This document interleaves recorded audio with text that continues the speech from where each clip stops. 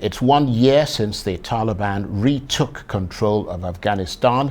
The economy has collapsed, women have been stripped of their rights, and millions of people don't know where their next meal is coming from. Our chief correspondent, John Cookson, has the story on the Taliban's year in power and what lies ahead.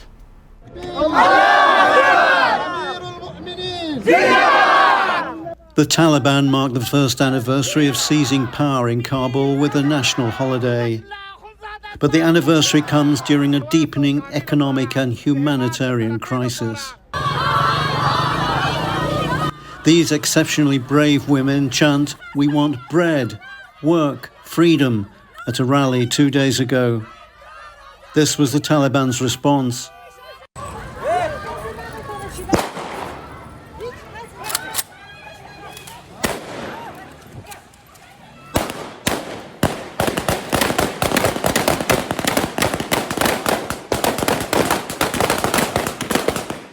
The stunning fall of Afghanistan back into the hands of the Taliban as the US and its allies ended their 20-year war led to dramatic scenes as Afghans tried to flee the country, some clinging to packed planes taking off from Kabul airport.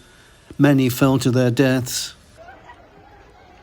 It was America's most disastrous military withdrawal in US history, which in those dark days a year ago left 13 American troops and more than 170 Afghans dead. The establishment of the Islamic Emirate by the Taliban triggered an international response that has crippled the country. Development aid has stopped, foreign exchange reserves frozen, and sanctions were imposed.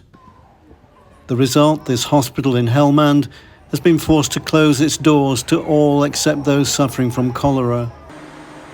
500 turned up, showing signs of a disease caused by a lack of basic sanitation, clean drinking water and adequate sewerage systems.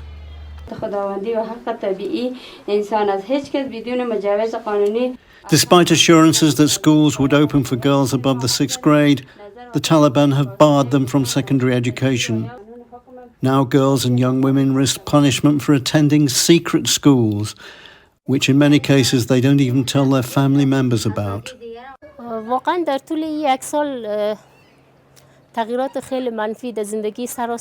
This Afghan woman says in the last year, bad changes have been made in the lives of all Afghans, especially women.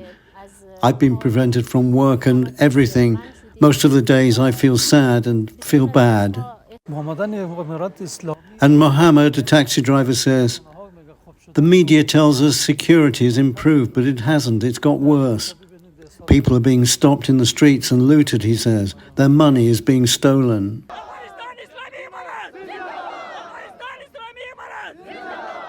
For the Taliban, today marks their independence, the culmination of their insurgency against US-led international forces and the former government. Many other Afghans, however, are despondent about the direction the country is heading. John Cookson, Arise News. And John Cookson joins me now for more on this. Good to see you, John. And on the strength of that package that we just heard from you, do you get the sense that the Taliban's stance has grown increasingly hardline over the course of the year after initially starting a little more flexibly? Yes, it has. And the reason why it has, Charles, is because they've consolidated control of Afghanistan almost throughout all of the country now. They're buoyed up by the weapons, the millions of dollars worth of military equipment the Americans left behind. They're making a fortune out of heroin from the poppy fields of Afghanistan. And really, the Taliban are very much in control of Afghanistan in a way that they never were in the early days. That's not to say there isn't a resistance. There is. Up in the north, there is a resistance movement, but they really failed to gain a major toehold. So, in effect, the Taliban really are in control of Afghanistan at the present time, much to the chagrin, I think, of Western nations, because the fact that the Taliban have such a control and adherence to extreme Islamic values, like not educating women, then the West is withholding vital supplies, food aid, medical aid, and billions of dollars worth of cash, which rightly belongs to the Afghan people, but the US have an embargo on it at the moment. So yes, they have changed, and yes, the reason for that is that because they've become more powerful in the last 12 months.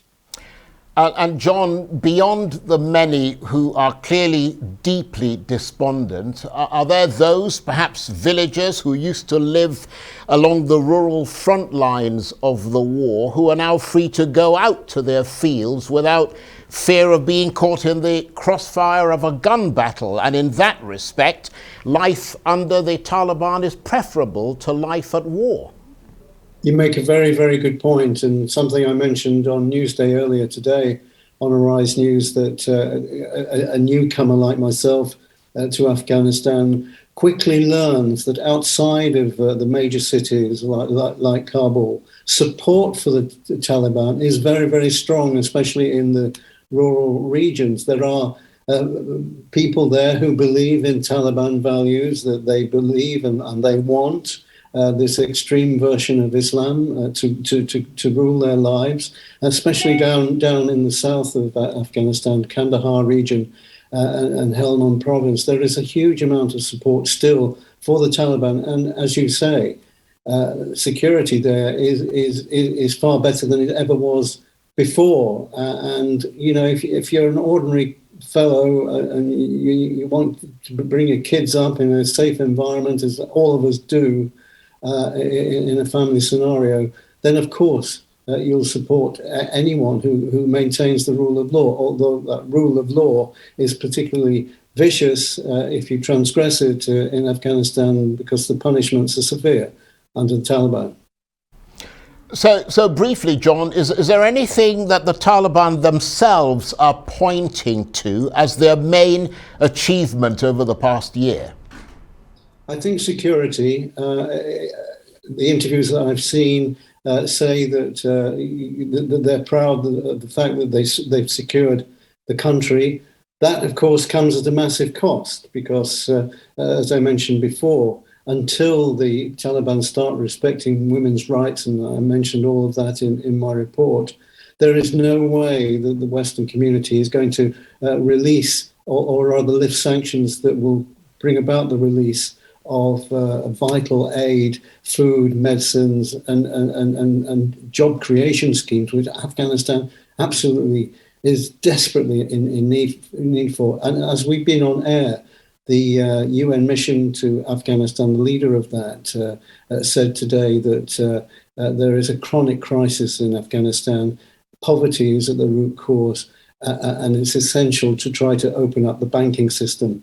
But there's no sign of that right now. And of course, as you mentioned, John, we've got like maybe 40 seconds or so, but just to reiterate the fact that another aspect of Taliban rule, which has caused international outrage, is their treatment of women, isn't it? I mean, from an outside observer's point of view, it is absolutely appalling. They're not, women in Afghanistan are treated lower than, second-class citizens, if that is possible.